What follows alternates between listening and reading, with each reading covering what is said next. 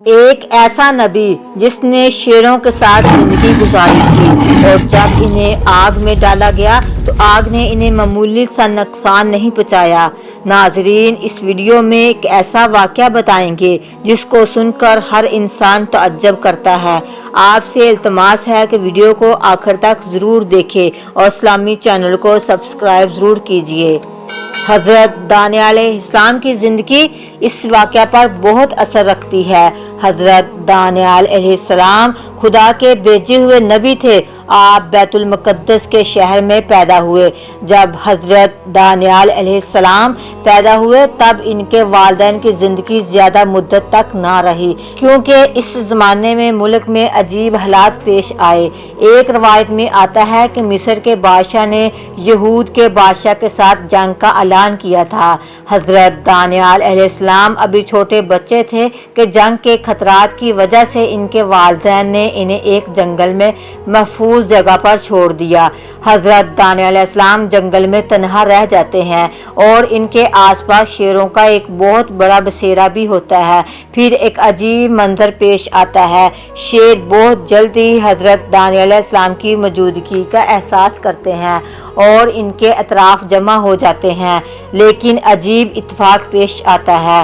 وہ خونخوار شیر حضرت دانیہ علیہ السلام کو نقصان نہیں پہنچاتے بلکہ ان کے ساتھ پیار کرتے ہیں۔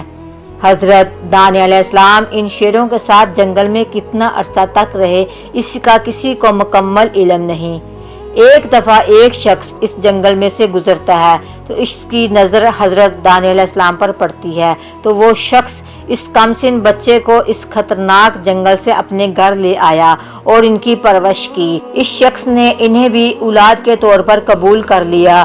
جب حضرت دانیہ علیہ السلام بڑے ہو جاتے ہیں تب ان کے لیے دشواری کا سفر شروع ہو جاتا ہے۔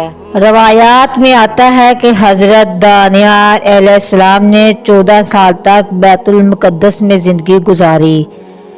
اس کے بعد حضرت دانیہ علیہ السلام اور بخت نصر کا قصہ شروع ہو جاتا ہے، جو کہ بابل کا حاکم تھا اور طاقت ترین حاکموں میں تھا۔ جب بابل کا بادشاہ بخت نصر بیت المقدس پر حملہ کرتا ہے اور سارے شہر کو آگ لگا دیتا ہے، سارا شہر ویران ہو جاتا ہے اور جو لوگ اس جنگ سے بچ جاتے ہیں وہ لوگ مصر کی طرف بھاگ جاتے ہیں۔ حواریوں کو قیدی بنا کر بابل لے جایا جاتا ہے۔ حضرت دانیہ علیہ السلام بھی ان نوجوان قیدیوں میں تھے جنہیں قیدی بنایا جاتا ہے۔ بابل کے لوگ ان قیدیوں کو تکلیفیں دینا شروع کر دیتے ہیں۔ وقت یوں ہی گزرتا گیا، ایک عجیب واقعہ پیش آتا ہے۔ بابل کے لوگوں نے بخت نصر سے شکایت کی کہ جب سے یہ نوجوان لوگ آئے ہیں ہماری بیویاں ہماری طرف توجہ نہیں کرتی، ان کا سارا دھیان ان نوجوانوں کی طرف ہے، لہٰذا آپ انہیں چھوڑ دیں یا پھر قتل کر دیں۔ بخت نصر ان کی باتیں سن کر کہتا ہے، جو کچھ کرنا ہے کر لو، اس بات کا مجھ سے کوئی تعلق نہیں ہے۔ اس کے بعد ان سارے قیدیوں کو ایک میدان میں لایا جاتا ہے اور ان سارے نوجوانوں میں سے 4 لوگوں کو رکھ لیا گیا اور باقیوں کو قتل کر دیا جاتا ہے۔ ان 4 لوگوں میں سے ایک حضرت دانیہ علیہ السلام بھی تھے۔ ان کے بعد بخت نصر نوجوانوں کو اپنے محل میں لے گیا اور ان کی اچھی پرورش اور دیکھ بھال کی ذمہ داری خادموں کے سپرد کر دی اور وزیروں کو حکم دیا کہ انہیں ضروری ٹریننگ دو تاکہ آنے والے وقت میں یہ لوگ محل میں کام آئیں، اور انہیں حکم دیا کہ ان 4 نوجوانوں کو میرے ہی کھانے سے کھلاؤ اور انہیں میری ہی مخصوص شراب پینے کے لیے دینا۔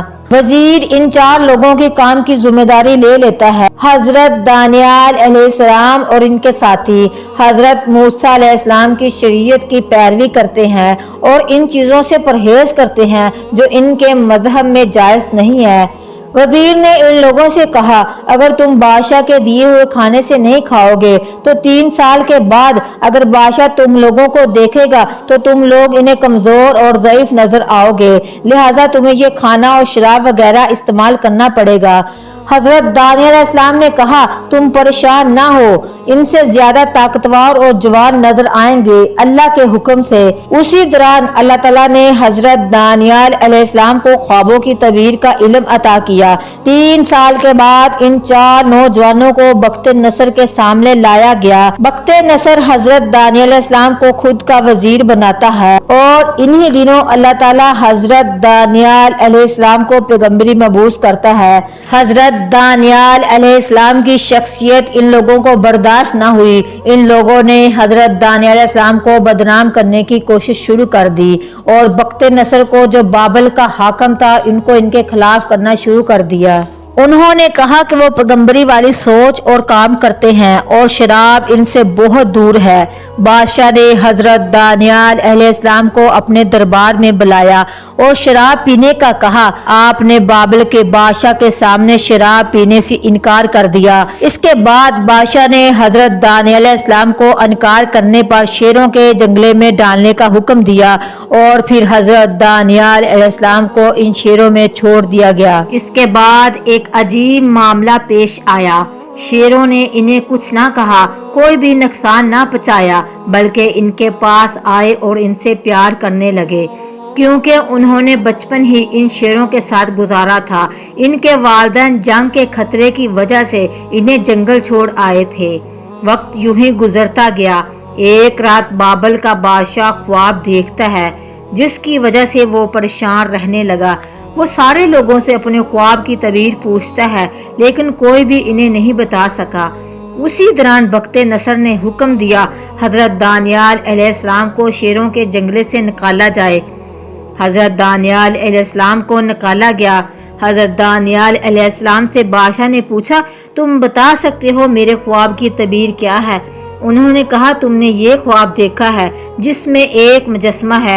इस मुजस्मे में एक भारी पत्थर टकराता है और वो मुजस्मा बिखर जाता है। हजरत दानियल अलैहिस्सलाम ने कहा, ये ख्वाब इस बात की तरफ इशारा है कि तुम्हारी हुकूमत और सल्तनत खत्म होने वाली है। इस बात को सुनकर बादशाह परेशान रहने लगा, लेकिन फिर भी बाबल के लोगों ने हजरत दानियल अलैहिस्सलाम का पीछा न छोड़ा और इनकी मुखालफत शुरू कर दी। बादशाह बख्ते नसर को भड़काना शुरू कर दिया। फिर बादशाह के हुक्म से एक मुजस्मा बनाया गया और हजरत दानियल अलैहिस्सलाम को बुत को सजदा करने का हुक्म दिया गया, लेकिन हजरत दानियल अलैहिस्सलाम ने बुत को सजदा करने से सीधा और साफ इनकार कर दिया। ये सुनकर बख्ते नसर गुस्से में आ गया और खादमों को हुक्म दिया कि आग की भट्टी बनाई जाए। उन्होंने आग की भट्टी बनाई और आग जलाई गई।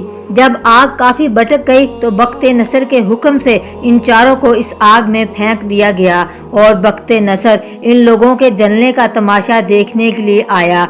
एक अजीब वाकया देखता है और जब गौर से देखता है, आग में 4 लोगों के बजाय 5 लोग हैं और 5वां शख्स इन चारों से शक्लो सूरत के लिहाज से बहुत मुख्तलिफ है, लेकिन नजर नहीं आ रहा।